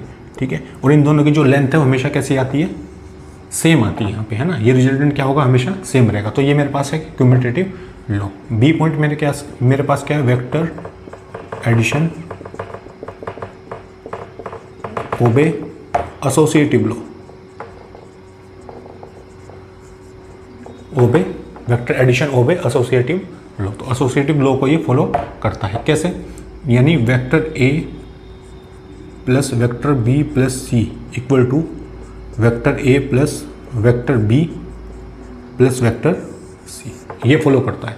Vector A plus vector B plus vector c equal to vector A plus vector B plus vector c. ठीक है, तो ये फॉलो कर सकता है, इसको बना के भी देख सकते हैं। अगर मेरे पास है वेक्टर ए, मेरे पास है वेक्टर बी, ऐसे मान लो, अगर मेरे पास है वेक्टर बी और ये मेरे पास है वेक्टर सी। ठीक है, तो वेक्टर ए ऐसे ड्रॉ करेंगे सबसे पहले, और बी बनाएंगे कैसे, ऐसे बनाएंगे वेक्टर बी, और यहाँ पे क्या बनाएंगे, वेक्टर सी। तो वेक्टर बी प्लस सी कहाँ पे होगा, ये होगा वेक्टर बी प्लस सी, ये होगा बी प्लस सी। ठीक है, अच्छा ए प्लस बी कहाँ पे होगा, ए प्लस बी कुछ ऐसे होगा, ये होगा ए प्लस बी, ए प्लस बी प्लस सी। तो इस केस में जो पूरा रिजल्टेंट मुझे मिलेगा वो हमेशा मुझे ये मिलेगा, रिजल्टेंट ए प्लस बी प्लस सी, हमेशा यही मुझे मिलेगा, चाहे आप इस पूरे को देखें चाहे फिर इस पूरे को देखें। तो vector addition obey associative law और वेक्टर एडिशन ओबे क्यूमुलेटिव लॉ, तो इसको आप नोट कर लें। फिर नेक्स्ट क्वेश्चन की तरफ हम चलते हैं।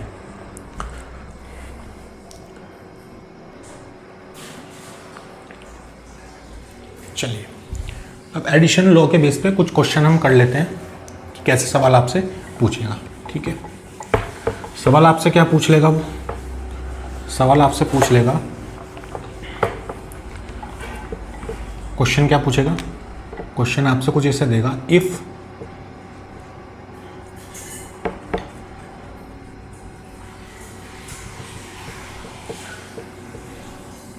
Object move 5 meter per second in direction of east, in direction of east after 10 second it move, after 10 second it move in direction of north, in direction of north, find acceleration of this object, find acceleration of this object, यानी ये जो object है इसका मुझे acceleration बताना है। क्या लिखा है, ऑब्जेक्ट मूव 5 मीटर पर second in direction of east after 10 second it move in direction of north, find acceleration of this object. एक बार इसको ट्राई करके देखो, आप कोशिश करो करने की, नहीं होता तो फिर मैं बताता हूँ आपको। ठीक है, देखो ये मेरे पास होती है direction north east west south, ये होता है। कैसे करेंगे इसको, सबसे पहले एक्सेलरेशन मेरे पास क्या होता है, एक्सेलरेशन क्या होता है मेरे पास, एक्सेलरेशन होता है चेंज इन वेलोसिटी अपॉन, ये मेरे पास होता है टाइम, यानी टाइम के रेस्पेक्ट में वेलोसिटी कैसे चेंज होगी उसको बोलेंगे एक्सेलरेशन। अच्छा v2 माइनस v1 है। अच्छा पहले क्या बोला, object move in direction of east, east direction में मूव कर रहा है यहाँ पे, यानी इसको मैं लिख सकता हूँ v2 माइनस v1। तो कंडीशन कैसे बनेगी, एक वेक्टर आएगा यहाँ पे, सिंपल देखो ऐसे बना लेंगे इसको, पार्टिकल ईस्ट की बजाय किधर मूव करेगा, इधर की तरफ। इधर की तरफ कहने का मतलब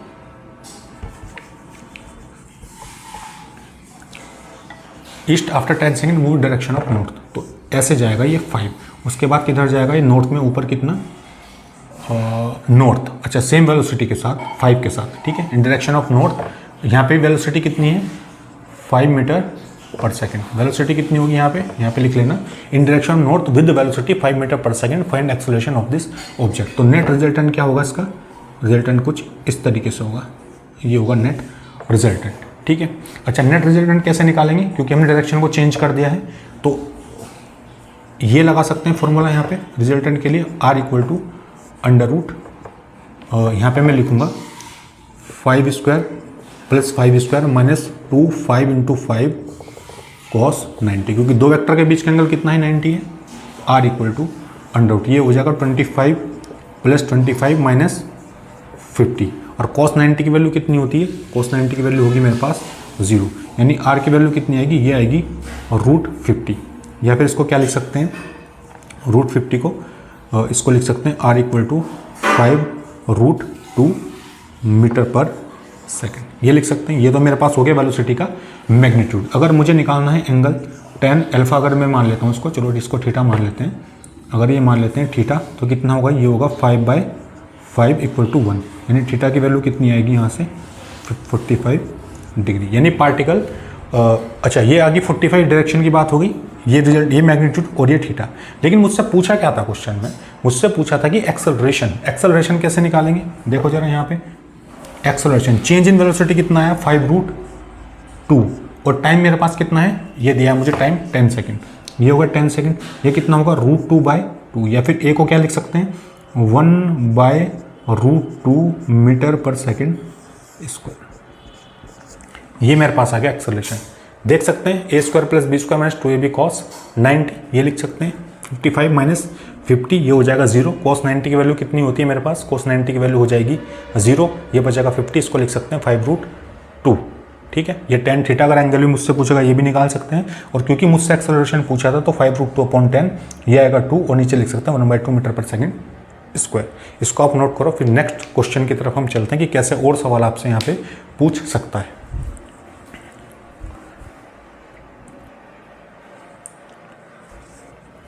चलिए नोट कर लिया होगा सबने, ये नोट कर लिया होगा, आगे चलते हैं।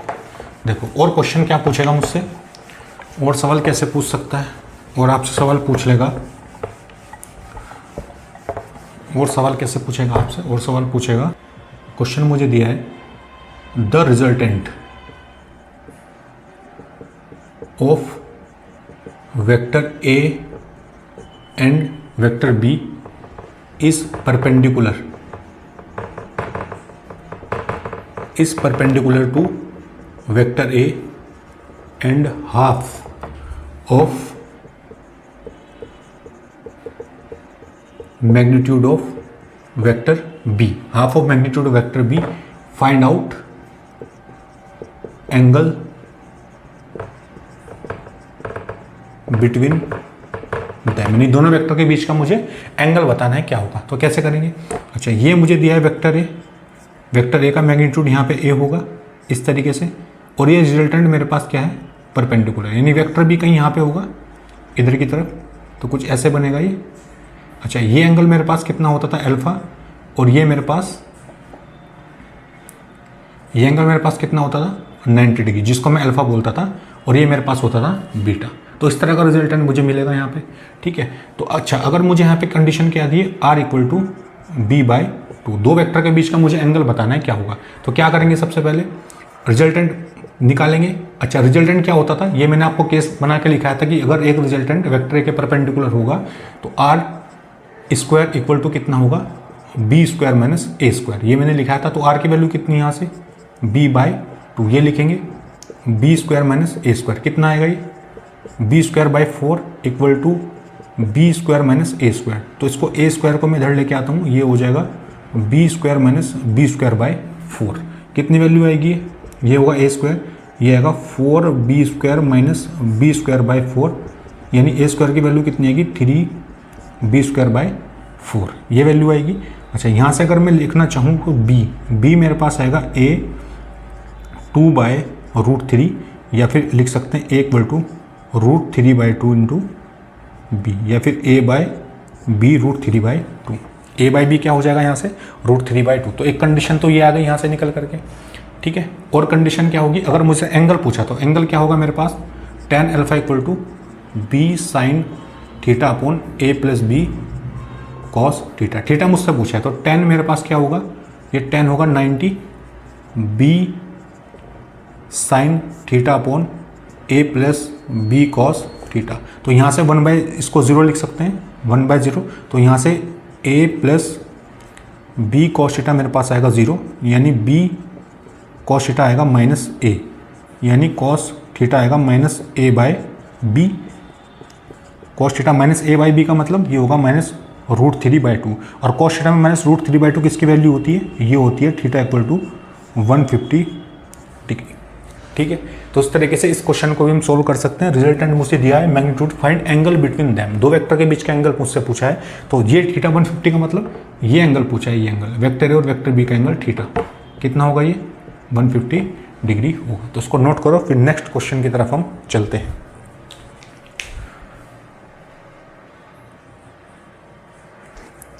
ये लिख लिया होगा सबने।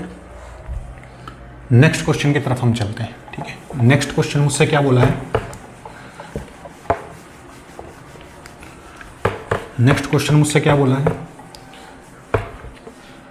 नेक्स्ट क्वेश्चन मुझसे बोला है if magnitude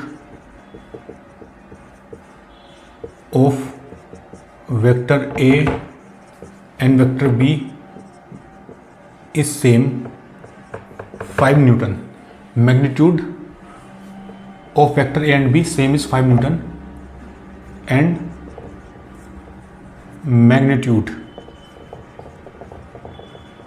of their addition is, if magnitude of vector a and b is same 5 Newton and magnitude of their addition is 5√3, then find out resultant of their difference, यानी उनके difference का जो resultant होगा वो मुझे बताना है। Magnitude of vector A and B दिया 5 newton, magnitude of their addition is 5√3, then find out resultant of their difference. कैसे निकालेंगे इनका रिजल्टेंट, देखो vector A B same 5 newton, ठीक है, यानी वेक्टर ए का जो मुझे मैग्नीट्यूड दिया है वो कितना है, बी के इक्वल है कितना है 5 न्यूटन। ठीक है, ये मुझे दिया है। Addition is magnitude of their addition is 5√3। अच्छा, रिजल्टेंट क्या लिखते थे एडिशन का वेक्टर ए का, ये लिखते थे a square plus B square plus 2ab cos theta, ये लिखते थे। और मुझे कितना दिया है 5√3, इसका स्क्वायर लिखेंगे यहाँ पे और यहाँ से लिखूंगा मैं 5 स्क्वायर प्लस 2 5 इंटू 5 और यहाँ से लिखूंगा कॉस थीटा। ये कितना हो जाएगा, ये हो जाएगा 75, ये हो जाएगा 25 50 कॉस थीटा, ये आएगा। तो 75 माइनस ये हो जाएगा 50, ये हो जाएगा 50 cos theta. 75 minus 50 cos theta, तो यहाँ से कॉस थीटा की वैल्यू कितनी आएगी, ये हो जाएगा मेरे पास 25/50 1/2। तो थीटा में 1/2 किसकी वैल्यू होती है, ये होती है 60 डिग्री। ये मुझे मिल गया। अच्छा, मुझसे क्या पूछा, resultant of their difference. Theta मुझे मिल गया, रिजल्टेंट ऑफ डिफरेंस क्या होगा, ये लिखते थे हम a square plus B square minus 2ab cos theta, ये लिखते थे। तो रिजल्टेंट कितना हो जाएगा, यहाँ से a स्क्वायर मेरे पास कितना होगा, ये होगा 25, ये होगा 25 माइनस 2 5 इंटू 5 कॉस 60। तो r की वैल्यू कितनी होगी यहाँ से, ये आ जाएगी 50 माइनस 50 कॉस 60 की वैल्यू 1/2। ठीक है, तो r आ जाएगा मेरे पास, ये आ जाएगा 50 माइनस 25, ये आ जाएगा √25। तो r की वैल्यू कितनी आ जाएगी, ये आ जाएगी मेरे पास 5 न्यूटन। अगर न्यूटन में मुझे दिया है तो रिजल्टेंट कितना आ जाएगा 5 न्यूटन, और थीटा मेरे पास कितना होगा 60 डिग्री। ठीक है, तो छोटा सा न्यूमेरिकल था, इस तरह का सवाल आपसे पूछा था, तो उसको नोट करो, फिर नेक्स्ट क्वेश्चन की तरफ हम चलते हैं।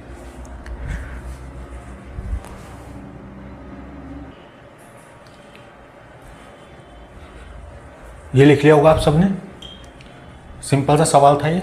आंसर आएगा 5 न्यूटन और थीटा मेरे पास होगा 60 डिग्री। ठीक है, नेक्स्ट सवाल की तरफ चलते हैं। नेक्स्ट क्वेश्चन क्या है मेरे पास, नेक्स्ट क्वेश्चन क्या पूछा है मुझसे, नेक्स्ट क्वेश्चन मुझसे पूछा है, next question if sum of three forces acting on a particle is 0। Force क्या है मेरे पास, F1 मेरे पास है 100 न्यूटन, F2 मेरे पास है 80 न्यूटन, F3 मेरे पास है 60 Newton. Find out angle between F1 and F2। F1 और F2 के बीच का जो फोर्स है उसके बीच का एंगल मुझे बताना है। तो कैसे करेंगे, देखो इसके बीच का मुझे एंगल बताना है और सम क्या होना चाहिए, इसका 0 होना चाहिए। तो इस केस में क्या कंडीशन लग सकती है, अगर इन दोनों का जो सम होगा वो नेट रिजल्टेंट के को माइनस करेंगे तब यहाँ पे रिजल्टेंट 0 आएगा मेरे पास। इसको मैं लिख सकता हूँ यहाँ पे 100 square A square plus B square plus 2ab cos theta equal to resultant होगा मेरे पास ये, तभी सम यहाँ पे 0 हुआ होगा, इसका रिजल्टेंट इसके इक्वल रहा होगा, इसलिए इसको लिखेंगे 1 2 3 4, ये हो जाएगा 6400, ये मेरे पास बचेगा 16, ये आएगा कॉस थीटा और यहाँ पे मेरे पास आएगा 3600। ये वैल्यू कितनी हो जाएगी, ये आएगी 1600 और यहाँ पे आएगा कॉस थीटा, ये आएगा 3600। अच्छा यहाँ से वैल्यू कितनी आएगी, ये वैल्यू मेरे पास आएगी कॉस थीटा, इसको इसमें से माइनस करेंगे, ये आएगा -12800, यानी कॉस थीटा की वैल्यू कितनी हो जाएगी यहाँ से -1280 डिवाइड बाय 16,000, ये आएगा मेरे पास 0.8 -0.8। और कॉस में -0.8 किसकी वैल्यू होती है, ये होता है थीटा 140 डिग्री, ये आंसर होगा मेरे पास। तो इस तरीके से भी आपसे क्वेश्चन यहाँ पे पूछ सकता है। तो दो फोर्स मुझे दिए थे, उनका रिजल्टेंट मुझे बोल दे कि 0 है, तो F1 और F2 के बीच के एंगल मुझे बताना है, तो एंगल कितना हो जाएगा 143 डिग्री। तो उसको आप नोट करो, फिर नेक्स्ट क्वेश्चन की तरफ हम चलते हैं।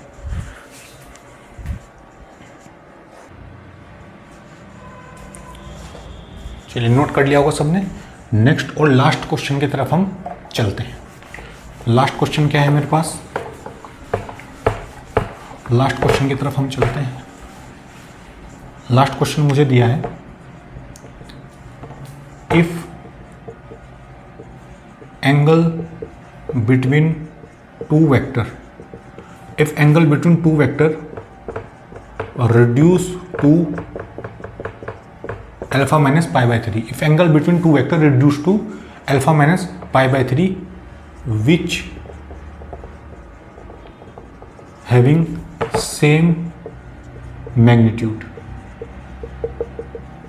which having, if angle between two vector reduced to alpha minus pi by 3 and which having same magnitude, then resultant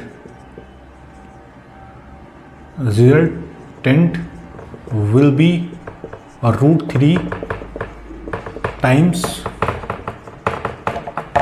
earlier one, then find out angle alpha, find out angle alpha. एक option मुझे दिया है 2 pi by 3, एक option मुझे दिया है pi by 3, एक option दिया है 2 पाई बाई 4 और एक ऑप्शन मुझे दिया है पाई बाई 5। तो इस तरह के ऑप्शन मुझे दिए हैं और मुझसे पूछा है कि इसको लिख लेंगे पाई बाई, ये मुझे दिया है पाई बाई 2, ठीक है। इस तरह का ऑप्शन दिया है और मुझसे पूछा कि अल्फा की वैल्यू मुझे बतानी है। तो क्या करेंगे, reduce alpha by 2, resultant will be √3 times of earlier 1, यानी R डैश कितना दिया है √3 टाइम्स ऑफ ईयरलियर 1, ये कंडीशन दी है। तो R डैश की वैल्यू क्या रखेंगे, अच्छा मैग्नीट्यूड दोनों फोर्स का क्या है मेरे पास सेम है, तो मैग्नीट्यूड अगर सेम होगा तो इसको लिख सकते हैं √f² plus f² 2f into F cos alpha minus pi by 3। भाई दो फोर्स यहाँ पे रिड्यूस हो गया मेरे पास और ये होगा √3 टाइम्स √, ये कितना होगा यहाँ से, ये होगा f² plus f² plus 2f into F और ये मेरे पास होगा कॉस अल्फा, ठीक है। ये कंडीशन होगी। दोनों साइड का मैं स्क्वायर कर सकता हूँ, स्क्वायर करूँगा कितना होगा 2f² cos alpha minus pi by 3, ये बचेगा इधर। यहाँ पे कितना बचेगा, इसका स्क्वायर करेंगे ये हो जाएगा 3 और ये आएगा अंदर से 2f² plus 2f² cos alpha, ठीक है।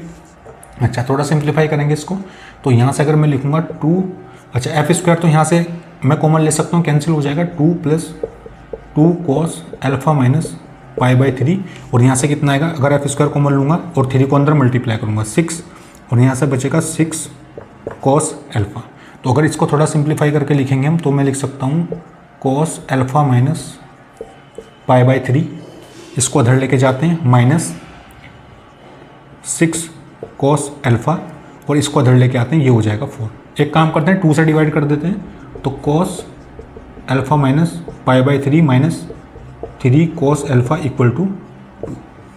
ये कंडीशन मेरे पास बनेगी यहाँ पे, इक्वेशन 1। अब एंगल कैसे निकालें यहाँ पे, तो इसको हमें क्वेश्चन को बाय ऑप्शन यहाँ पे चेक करना पड़ेगा, यानी यहाँ पे अल्फा की वैल्यू यहाँ पे रखेंगे, और जहाँ भी कंडीशन 2 मुझे सेटिस्फाई कर जाएगी वही मेरे पास आंसर हो जाएगा। तो अगर 2π/3 में रखता हूँ यहाँ से, तो cos 2π/3 माइनस π/3 माइनस cos 2π/3, ये होगा। यहाँ से कितना बचेगा, ये आएगा मेरे पास π/3। π/3 का मतलब ये हो जाएगा cos 60। cos 60 की वैल्यू कितनी होगी मेरे पास, ये होगी 1/2 माइनस यहाँ से होगा मेरे पास कितना, ये होगा 3, ये बचेगा cos 120। cos 120 की वैल्यू कितनी होती है, ये होती है मेरे पास -1/2। देख लेते हैं, यहाँ पे होगा 3, ये होगा 2π माइनस π/3।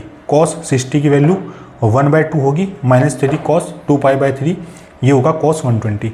cos 120 की वैल्यू कितनी होगी, +1/2। तो यहाँ से कितना होगा 1/2 + 3/2, ये कितना हो जाएगा 4/2। तो यहाँ से वैल्यू कितनी है 2, तो ये सेटिस्फाई कर गया। तो इसका मतलब ऑप्शन नंबर ए ही मेरे पास क्या हो जाएगा, करेक्ट हो जाएगा 2π/3। तो इस क्वेश्चन को आप नोट कर लें।